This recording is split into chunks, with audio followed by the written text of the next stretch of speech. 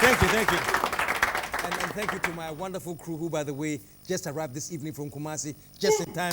Yes. They came all the way from Kumasi this evening, just in time to shoot TGIF. Give it up for my crew, man. Anyway, last week I said we're going to introduce a new segment called My Turn. And people should come and tell us what they want to talk about. It's in their hands. They decide what they want to talk about. And guess what? The first guest of My Turn, another dynamic youth. And today we are celebrating the youth, and that's why I picked him to be my first guest. He's a young Ghanaian guy. He's written a great book. And the fascinating thing about the book, let me tell you the title of the book, What the Schools Fail to Teach Us About Education. Give it up, man. The title alone is deep, man. What the schools fail to teach us about education. And what I like here, the subtitle is Escape the Trap of Being Schooled and Let Your Education Hone Your Talent. Very smart guy indeed. Give it up. And it's his turn to talk to us, Mr. Robert Klah. Robert, welcome. Thank you very much. And congratulations for this book. Thank you. And we started last week, we talked to one of the young authors, and I sense a new dynamism in the youth, you know. You are writing, you are becoming more bullish and more dynamic, and I'm very, very happy. So congrats. Thank you very much. Okay. The thing about a youth is you cannot fail if there are many people before you who have succeeded. It doesn't make sense because the essence of history is for the younger generation to be able to pick up from where their fathers left off and then try to make it better. So if we cannot do better than you guys have done, then basically you know that there is no future for you guys, so we have to be able to do these things. Exactly, exactly. Give it up, man, give it up. Give it up. And I believe in that every generation should be a step above the one that they succeeded, you know. Yes. But what the schools fail to teach us about education, first of all, it's very, very interesting. You're a young guy, 28 years. 28. What have you studied about the educational system, and what are you realizing that is wrong that prompted you to write this book? It's your turn to talk. I went through the educational system just like any other person. I finished SSS, and then I went to my A-level. And when I finished all of these things, I realized that most of us were going through difficulties. In the first place, people who are excellent in certain areas couldn't pass the education, pass exams. So for me, it didn't make sense. I just wanted to investigate. Is it that God didn't create them with talent and gifts, or they're just facing educational problems? I didn't understand it. Then I went to the university and I realized a lot of people were there. They were doing courses that they didn't actually opt for, but it's because they had to be in a university. That's how come we're actually doing those courses. In addition to the fact that parents were asking people to do courses that they were not cut out for. You take the same person, the person will be trailing, getting B's and C's and, you know, all of these grades. Put the same person in a different area and the person is excelling. So all of these things got me asking questions. And luckily, I found all the things I found. Now, clearly, I've come to understand that there's a difference between being schooled and being educated. As in, being schooled is, what I call being schooled is the fact that you go to school, you pass exams, and you fulfill all the obligations of the school. And then you come out, you can chew poor pass, and then when you finish, you forget. Come out even sometimes when you don't forget, you can't even apply it because the things you're going to learn don't have a platform for you to apply in the world of work. And then to be educated is the fact that you go through the schools, you learn and everything, but then when you come out, you have some substance. And most importantly, what is within you is developed, so it makes you more capable than ever. So those are the two things I'm looking at. And I realize that these things, when you study them critically, you realize the problem is not one-sided. It's interwoven into everything, society, the educational planners, and all of that. You know, basically. So that's the angle from which I'm coming from. I see. So what does your book help us to understand? Does it help us to understand why the educational system is the way it is, and what we should know if you're entering the educational system? That plus other things. Now, the thing is, what I say to students is this, or let me just say from the 4 areas that I'm actually trying to address. The very first one is students. Students, regardless of what happens in the educational system, if we are the ones, or I'm classifying myself as a student, if you're in the educational system and anything goes wrong, the person to have the most impact is the student. You'll be the one suffering, trying to look for a job, or be in the wrong job and not being happy and stuff like that. Now, most people also don't understand the concept of career. They think career is a job you do 2 years or 3 years. It's supposed to be something that you are doing for the rest of your life. If you go through the educational system, you finish by age 25, it means the rest of your, if you are living for, let's say, up to 65 years, it means the rest of your 40 years, you'll be doing certain things. Now, the things you should be doing is not what your father forced you to go and do. It's supposed to be what you as a human being, you have within you as capabilities and you're expressing. That's how come life will be interesting. I mean, I look at you and sometimes I smile. Because you love what you're doing, you have actually set a standard, created something, an avenue for people to be able to follow today. Is because you are in tune, in harmony with who you are. And that's one of our problems, because the educational system, according to the definition of education, it says that education is supposed to draw from within and lead out. So they ask yourself, how many people go to school and have their talents developed? Rather, what we experience is the pouring in. We are always tapped with figures, facts, information, and less of training. So people come out and then they say, okay, now I'm coming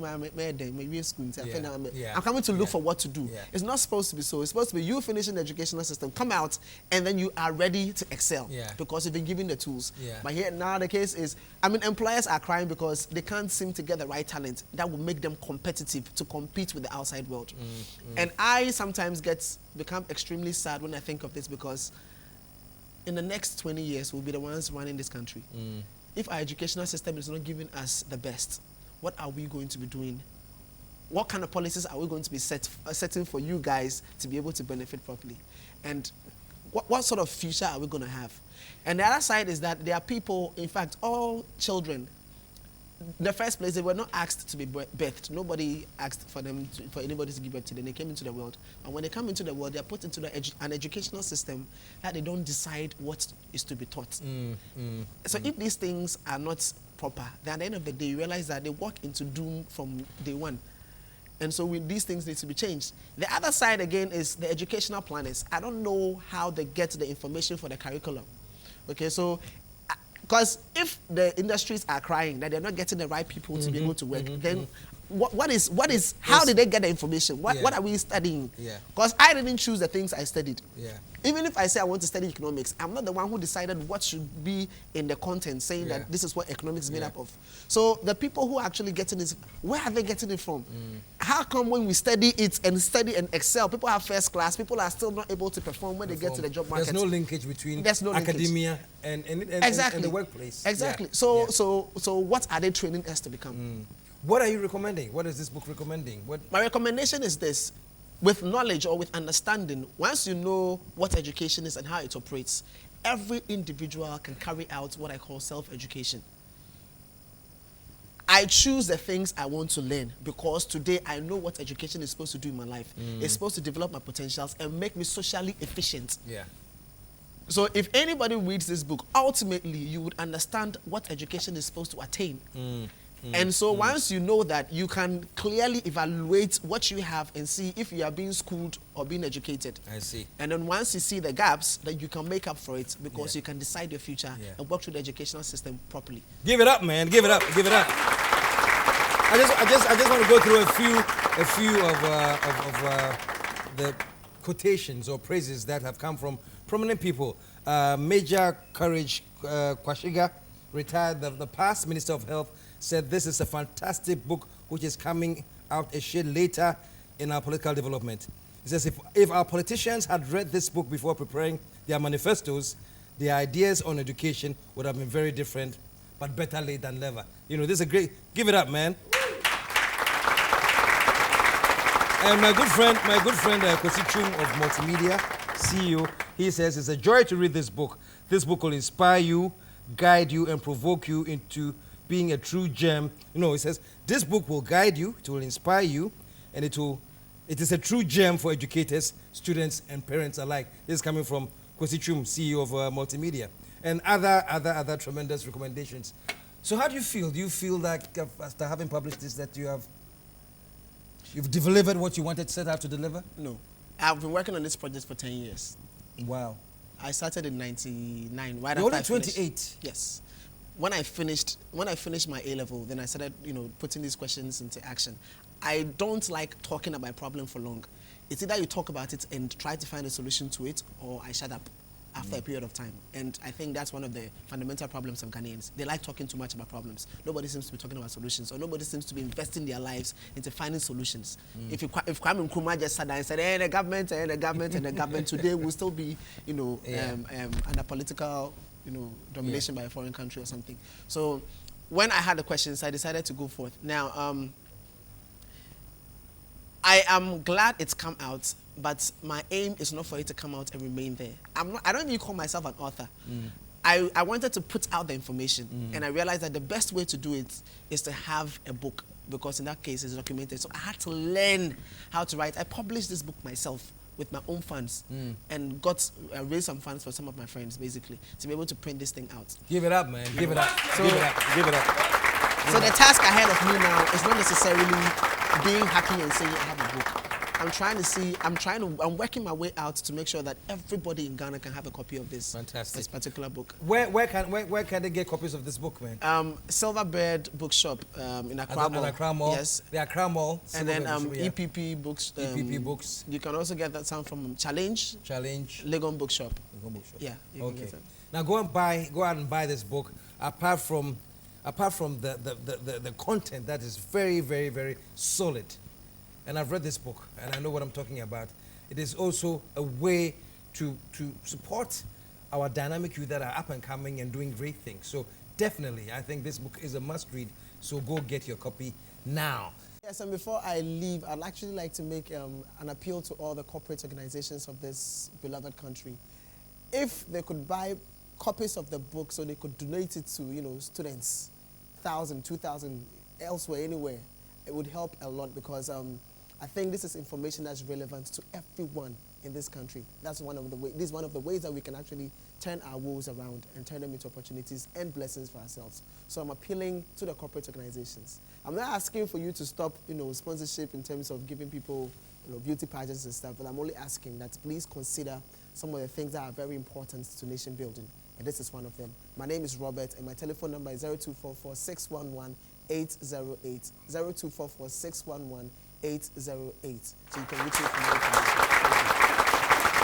Chief, it was your turn, and I think you've done well telling us what you think what the schools fail to teach us about education. And I'm very, very proud of you. Thank you. And because of you and youth like you that are coming up and your dynamism, I have a hope in this country. Amen. God bless you, man. God bless you. God bless you. God bless you. Stick around. Today we are celebrating the youth, and it's all about the youth and the dynamic youth that we have in Ghana and the potential. And stick around. We'll be right back.